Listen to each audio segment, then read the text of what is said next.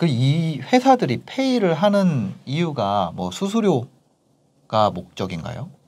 사실 수수료 절감이 되시기는 할 텐데 네. 그거를 목적이라 보기는 어렵고요. 네. 기본적으로 결제 정보를 좀 얻고 싶으신 거죠. 그러니까 요새 빅데이터가 네. 워낙 중요하다고 다들 얘기를 하시고 네. 결제 데이터라는 게 쌓이면은 굉장히 파워풀한 거거든요. 그러니까 제가 어제는 5만 원을 쓰고 오늘은 3만 원을 썼다. 이것만 넣고 보면은 굉장히 뭐 이거 갖고 추론할 수가 없는데 네.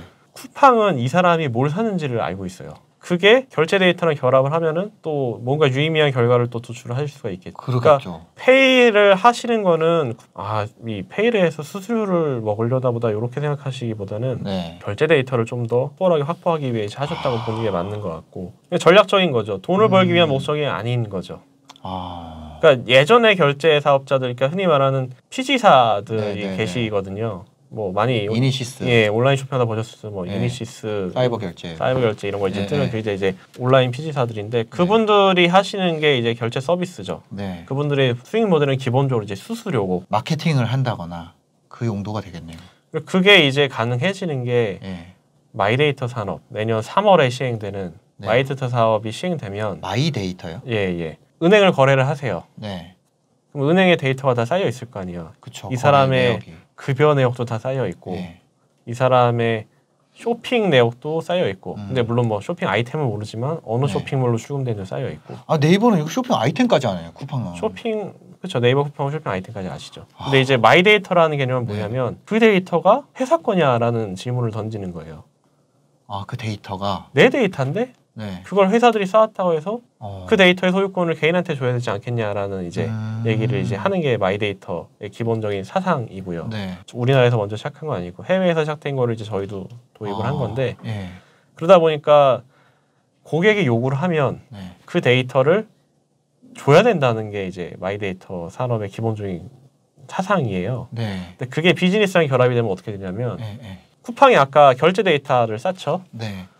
쇼핑 데이터도 쌓아요. 이 사람이 뭐가 관심사고 이 사람이 현재 뭐 예를 들어서 기저귀를 많이 사신다 그러면은 네. 갓난아기가 있구나 이런 것들을 이제 아실 알 수가 수 있겠고. 있죠. 네. 근데 여기에 은행에 있는 이 사람 데이터들을 결합할 수 있으면 좀 더 뭔가 새로운 사업 모델이나 새로운 이제 마케팅 포인트가 나올 수 있잖아요. 네. 근데 예전에는 그거를 달라고 해도 당연히 안 주고 받아올 것도 어렵고 또 되게 법적인 이슈가 많습니다. 개인정보를 사실 사고 판다는 게 그 이제 개인정보 때문에 네네네. 굉장히 고려될 게 많은데 네. 근데 마이데이터가 되면 이런 것들이 가능해져요. 고객이 동의를 해가지고 네. 쿠팡이 이런 식으로 이제 막 이렇게 고객을 유치할 수 있는 거죠. 당신이 우리한테 동의를 해가지고 저기 뭐 다른 회사에 있는 당신 정보, 은행에 네. 있는 정보가 됐든 증권사에 됐든 카드사에 있는 정보를 네. 우리 쪽에 넘겨준다는 거를 동의를 해주시면 네. 사은품을 드리겠습니다. 포인트를 드리겠습니다. 할인해드리겠습니다. 이렇게 이제 꼬실 수가 있는 거죠. 그러니까 그거는 지금까지는 제3자에게 정보 제공하는 거에 대한 동의 체크가 있었으면 이제는 제3자 정보를 끌고 오는 거에 대한 동의란을 만들 수 있다는 거예요. 그러니까 기본적으로 이 데이터는 고객 거다. 네. 고객이 동의하면 내보낼 수 있다. 네. 그러면 이렇게 되는 거죠. 쿠팡이 제 동의를 받아서 다른 회사에 요구를 하는 거예요. 고객의 요구다. 고객의 요청이다. 네. 이 고객에 대한 데이터를 넘겨라. 이거는 우리가 사적으로 요청하는 게 아니고 네. 고객이 우리한테 위임을 해준 거다. 이러면 내보내야 돼요. 그걸 법적으로 거절할 네. 수가 없게 됐어요. 이게 그거 옛날 뭐 데이터 3법 그거 데이터 산법 때문에 된 겁니다. 데이터 산법이 네. 통과를 하면서 이게 이제 가능하게 된 거죠. 그래서 이제 그 데이터 싸움이네요. 지금은 예. 쿠팡페이, 네이버페이, 뭐 카카오페이, 배민페이, 뭐 페이 많잖아요. 삼성페이도 있고. 그렇죠. 삼성페이도 삼성페이로 이제 삼성이 플랫폼이 될 수 있는 거죠. 결제 플랫폼으로서의 이제 휴대폰을 결제 플랫폼으로 바꾸실 LG페이도 동일한 거고. 그거랑 어떤 고객의 동의로 인해서 결합을 하게 되면 좀 더 정밀한 추천, 네. 좀 더 정밀한 자산관리 서비스 이런 것들이 가능해지죠. 지금도 아마 뱅크샐러드나 이런 걸 많이 네. 쓰실 텐데 브로콜리라던가 네, 토스도 이제 하고 계시고 네. 은행에서도 자산관리 요새 은행에서 많이 하실 네. 텐데 지금도 사실 굉장히 세세한 데이터가 나오실 거예요. 근데 지금보다 자기 가계부 등록하면은 그거 쓰는 거 다 나오잖아요. 쓰는 건 다 나오죠. 근데 여기에 지금 아직 뭐 협의가 안 끝났는데 네. 쇼핑 정보가 결합한 추천이 나올 수 있는 거고 이 사람의 이게 예시를 드신 게 이제 이런 거예요. 그때 이제 6월에 발표가 있었는데 네. 마이데이터에 대한 그런 쇼케이스라고 해야 되나? 네. 금융당국 주도로 이제 하셨어요. 그때 이제 그 네이버나 국민은행이나 이런 데서 나와서 발표를 하셨는데 네. 거기서 얘기하신 게 이거예요. 이 사람이 보통 요새 아파트 같은 거 시세 보실 때 뭐 저기 직방이나 뭐 아니면 여기 어떻게 그랬죠? 죄송합니다. 호갱노노 많이 보시지만 네이버 부동산도 많이 보시잖아요. 네. 이런 식으로 결합이 될 수 있다는 거예요. 네이버 부동산 이 사람이 검색을 하면 그 사람이 자동으로 이걸 하기 위해서 이 사람이 현재 자산이랑 매칭을 해가지고 얼마가 더 필요하다 매매를 하기 위해서 전세를 하기 위해서 얼마가 더 필요하다가 자동으로 딱 잡히고 부족분이 있을 거 아닙니까? 그러면은 가까운 어디 은행에 가시면 금리 얼마, 여기 은행에 가시면 여기 얼마 이런 식으로 추천이 가능해지는 거죠. 앞으로 무시무시한 세상이네요. 네. 그러니까 지금은 이 말씀하신 자산 정보와 대출 정보와 네이버 부동산이 같이 결합이 되지는 않죠. 앞으로 마이데이터 사업이 시행이 되었고 이게 된다는 건 아니지만 이것도 이런 것들이 가능해지는 겁니다. 근데 물론 고객이 동의를 해야지 이제 데이터를 끌고 올 수 있겠지만 당연히 고객이 동의해야 되죠. 아하. 은행이라는 게 어떻게 보면은 데이터 산업으로 좀 진화를 해 나가겠네요. 그렇죠. 그러니까 결국은 금융업도 데이터 산업으로 이제 가는 거고 데이터 싸움이 되는 거고 그래서 이제 은행들이 요새 굉장히 그쪽 관련 인재라던가 부서를 계속 키우고 계신 것도 이제 그런 이유입니다. 돈을 안 쓰기 진짜 어려운 세상이 되네 진짜. 그죠? 그렇죠. 이제 딱 맞춤형 추천이 지금보다 더 정교해질 것이다. 통신사는 말할 것도 없죠. 통신사는 엄청난 데이터 감사시죠. 통신 3사. K뱅크는 통신사도 갖고 있고 은행도 갖고 있잖아요. 그러면. 그러니까 갖고 있다기보다는 KT가 이제 주요 주주 중에 하나시기 때문에 그런 식으로 또 연결되죠. 그래서 K뱅크 보시면 그런 KT 통신사랑 연계한 상품들이 많이 나옵니다. 같이 쓰시면 시너지를 많이 보실 수 있는 그런 상품들이 많이 나오고요. 쿠팡페이나 배민페이나 사실 다 껍데기만 있는 거고 안에 개발은 이니시스나 이런 데 다 들어가 계세요. 쿠팡페이와 이니시스 같은 PG사들이 완전히 따로가 아니고 그 안에서 또 같이 공존하고 계시는 그런 게 또 있습니다. 그럼 각자 페이를 만들어서 데이터를 확보하려는 노력을 많이 할수록 어떻게 보면 이니시스나 이런 데서는 또 일거리가 많아지겠네요. 그렇죠. 또 새로운 사업 모델로 가신 거죠. 거기도. 예전에는 수수료가 메인이셨다면 또 그런 것들을 통해서 제휴 사업을 통해서 또 다른 수익 창출을 또 하시는 거고. 그 또 거기서 나오는 수익도 배분을 받으실 거고. 네, 그렇죠. 뭐 자세한 계약상은 모르겠지만. 카카오뱅크 예를 들면서 은행의 위기라고 할 수가 없는 게 카카오뱅크도 은행이거든요. 그러니까 은행의 위기라고 얘기를 하려면 은행과 은행 대 네이버 카카오의 구도로 약간 가야겠죠. 네이버 카드가 뒤에 카드사가 붙어 있거든요. 있을 거거든요. 배민카드도 카드가 붙어 있죠. 배민카드도 뒤에 카드가 붙어 있죠. 그러니까 카드 당연한 얘기지만 신용카드사 법적으로 라이센스가 있는 신용카드사가 신용카드를 발급할 수 있는 거예요. 근데 배달의 민족이 그런 라이센스가 있는 것은 아니고 네이버가 그런 라이센스가 있는 건 아니거든요. 되게 자연스럽게 쓰시는 거죠. 배민카드나 네이버 카드를 쓰시면서 나는 배민카드를 쓴다, 네이버 카드를 쓴다 이렇게 생각을 하시는데 그 뒤에 사실은 기존의 신용카드사가 하나씩 붙어 있는 거고 실제 상품을 발행하고 관리하시는 프로세스들은 다 그 카드사가 담당을 하시는 거고 페이도 약간 두 개로 좀 나눠볼 수가 있는데 신용카드를 등록해서 쓰시는 페이가 있어요. 신용카드를 모든 국민이 다 갖고 있는 건 아니거든요. 그렇죠. 사실 뭐 직장인들은 다 있기 때문에 그거를 못 느낄 수 있는데 뭐 직장이 없으신 분들이라든가 고령자라든가 아니면은 미성년자라든가 이런 분들은 사실 신용카드가 없어요. 근데 신용카드를 등록해서 간편결제 해야 된다라고 하면은 그런 분들은 이제 못 쓰게 되는 거죠. 근데 이제 보시면 계좌 등록해서 쓸 수 있는 페이들이 또 있어요. 쿠팡, 네이버 사실 다 됩니다. 두 개 다 계좌도 되고 카드도 돼요. 카카오페이나 네이버에서 보면은 인증도 자기 거를 쓰라고 막 이런 광고가 뜨더라고요. 이런 것도 어떻게 보면 뭐 데이터의 일환인가요? 뭐 갑자기 공인인증서를 대체할 수 있는 건가요? 이런 것들이? 사실 이제 공인인증서라는 게 뭐 한 20년이 됐는데 나온 지가 사실 그동안 본의 아니게 욕을 많이 먹었죠.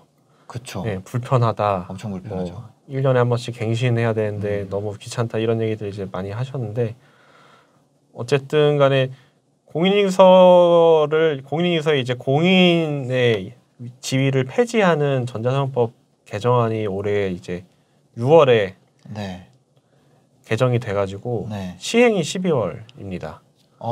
다음 달이면 되네요. 네, 그래서 더 이상 이제 공인인증서라는 거는 없다 생각을 하시면 되고, 그래서 이제 뭐 그 이전부터 있었지만 네이버 인증서나 카카오페이 인증서나 이런 것들이 좀 더 활발하게 마케팅을 하고 계시죠. 기존 공인인증서를 대체해서 이거를 써도 된다는 거죠? 그렇죠. 그러니까 기존에는 법에서 정하는 공인의 지위를 가진 인증서가 있었던 거고, 이제 뭔가 특정한 법적 효력을 인정받으려면 특정한 업무에는 공인인증서를 쓸 수밖에 없게 돼 있었고, 근데 이제 문제는 그러다 보니까 공인인증서를 필수로 써야 되는 업무가 아님에도 불구하고 다들 공인인증서를 그냥 썼어요. 왜냐면 이제 보안이라는 게 워낙 좀 민감한 주제고, 그렇다 보니까 공인인증서라는 게 존재를 하는 이상 우리는 그거보다 조금 보안도가 낮아도 되니까 공인인증 말고 다른 걸 쓰자라고 얘기를 했을 때 그걸 누가 책임지냐 이런 문제도 자유로울 수가 없는 거죠. 그러다 보니까 공인인증서의 존재라는 게 어떻게 보면 인증 시장의 발전을 좀 가로막는 부분이 있었고, 그래서 이제 좀 더 경쟁을 촉진하고자 과기부에서 그런 것들을 이제 발의를 해서 없애셨죠. 그러다 보니까 이제 12월이 되면 인증서들이 서로 이제 경쟁을 하는 상황이 될 거고, 사실 지금도 많이 광고를 이제 하고 계시죠.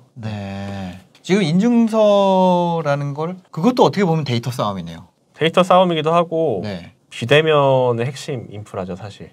인증서를 누가 갖고 가느냐. 그러니까 이제 코로나 때문에 사실 모든 게 다 비대면화 되고 있고, 비대면화가 안 되던 것들도 비대면화로 갈 수밖에 없는 상황이 됐고, 근데 이제 인증이라는 게 굉장히 원론적인 얘기를 하면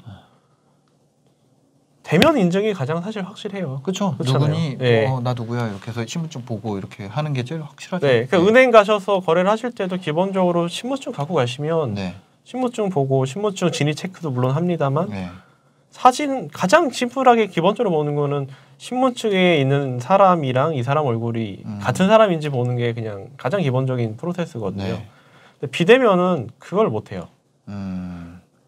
그러면은 이제 비대면 상황, 이 사람의 얼굴을 마주하지 않는 상황에서 어떻게 이 사람인가를 인증할 것인가가 굉장히 이제 핵심적인 부분인 거고, 근데 또 코로나의 그런 유행으로 인해서 많은 것들이 비대면화가 또 됐고, 이제 그런 상황에서 인증이라는 게 어떻게 보면 이제 핵심적인 인프라다.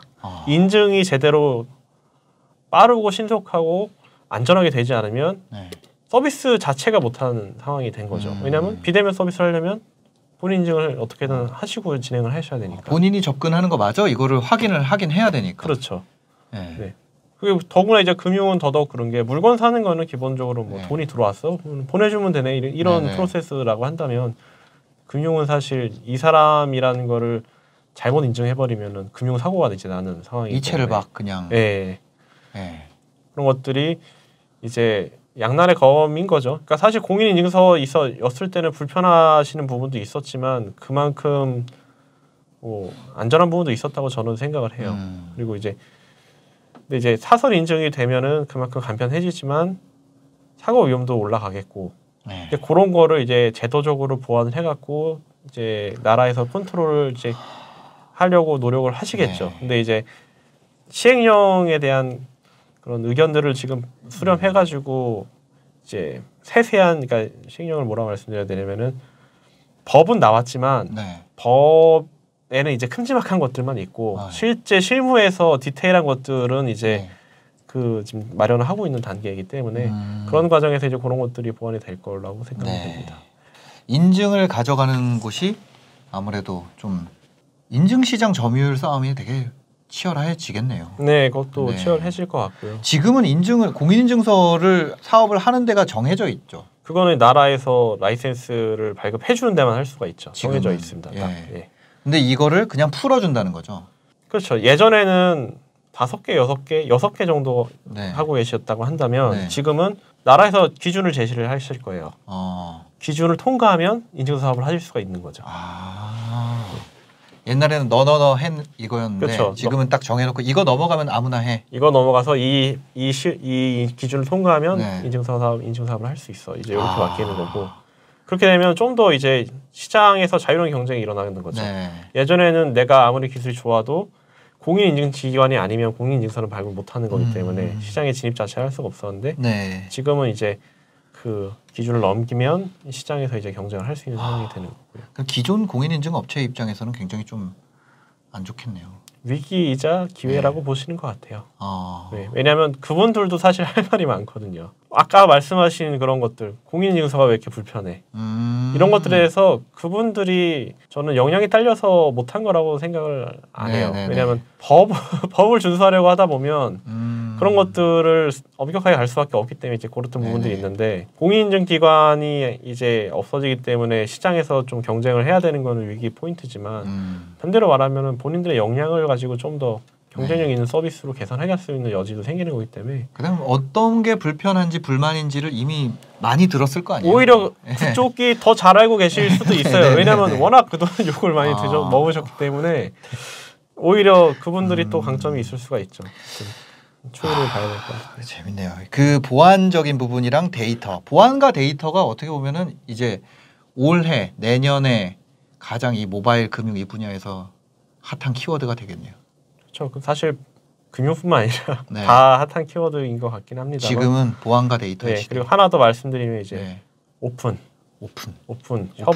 협업과 이제 아까 말씀드린 하나의 은행에서 다른 은행 거래를 다 할 수 있게 되고 그렇게 되면은 이제 은행이 고유하게 갖고 있던 그런 지급 결제망에 접근할 수 있는 권리가 은행 외에 이제 핀테크 스타트업이라든가 이런 쪽으로 다 오픈이 되는 거거든요. 그리고 이제 보시면 알겠지만 쿠팡페이나 배민페이를 쓰셔보시면 알겠지만 결제가 이제 쿠팡의 이름으로, 배민의 이름으로 되는 거기 때문에 그런 거에서 이제 은행들이 플랫폼으로서, 금융 플랫폼으로서 다른 회사들과 빅테크나 카카오 네이버 같은 빅테크나 아니면 뭐 토스, 뱅크샐러드 같은 핀테크 스타트업들과 경쟁을 해야 되는 상황이 이제 경쟁과 협력을 같이 해야 되는 상황이 되는 거죠. 녹록치 않네요. 녹록치 않죠. 근데 항상 그렇듯이 이제 위기가 있으면 기회도 있는 거기 때문에.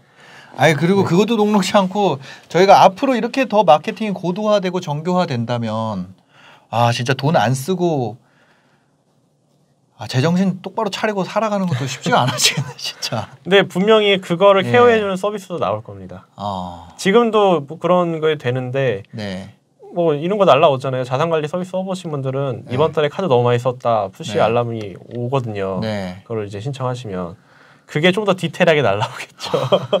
좀 더 많은 데이터를 가지고 좀 더 정교하게 이제 자산관리 서비스가 또 출연하시겠죠. 알겠습니다. 오늘 마지막으로 뭐 시청자분들에게 전하고 싶은 메시지가 있으시다면?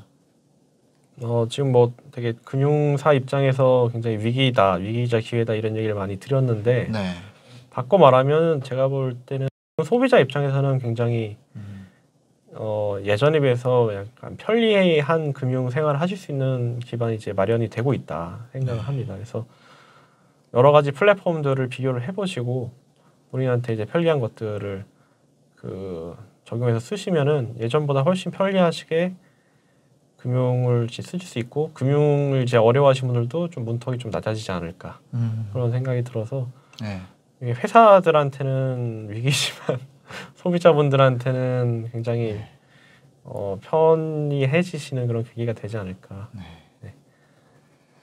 그렇게 생각을 하고 있습니다.